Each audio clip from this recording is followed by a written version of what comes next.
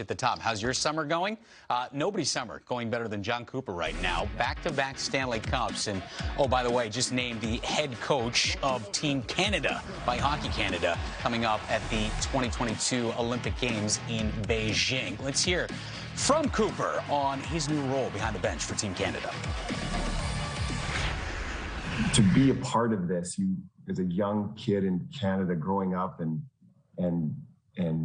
watching hockey and having your dreams of, you know, whether it's to play in the NHL or to win a Stanley Cup or be a part of the Olympics. You know, I obviously didn't get to do that as a player, but to be a part of that as a coach is, it's so exciting. And that's a word I want to use. I mean, this should be this process of being a part of Team Canada and the rich history that's been before myself and what's going to continue, and to be a part of that with this management group and coaching staff. I couldn't be more excited and to really take in this journey, because it should be a fun time. If anybody watched the closing ceremonies and of the Olympics and saw the joy on all those athletes' faces, and I know the joy that they bring their each individual country, to be a part of that is it's exhilarating. Look, the Team Canada roster always loaded. How about the coaching staff, though? Star-studded.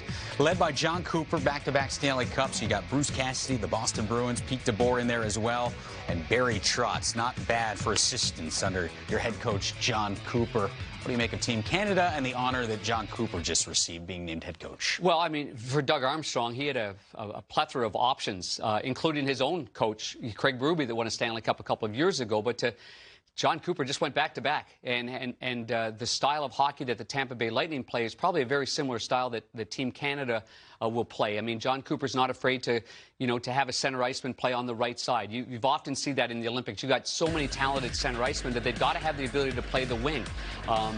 Braden Point could be a good example, a natural centerman. Maybe he plays the right wing. We saw that from Mario Lemieux to Steve Yzerman to Wayne Gretzky in Nagano, played left wing to begin the Olympics in 1998. So congratulations to Jon Cooper.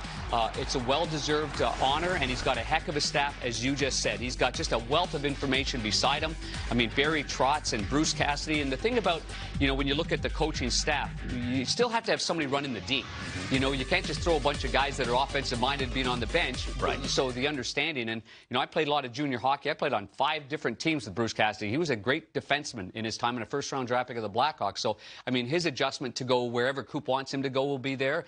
Barry Trotz is just, he's just gold anyway. So winning wherever he goes, it seems absolutely. Like. Yeah. And DeBoer's been very close now, knocking on the door as a head coach, winning a Stanley Cup, and hasn't. So this will be a big moment for Pete DeBoer behind the bench for Team Canada. Yeah, Team Canada loaded up front as well as on the bench. And Jon Cooper, the longest tenured coach in the NHL right now. Is that right? It is. It's impressive, right? Yes, it is. Good stuff down there in Tampa for Coach Cooper. We'll take a time out here.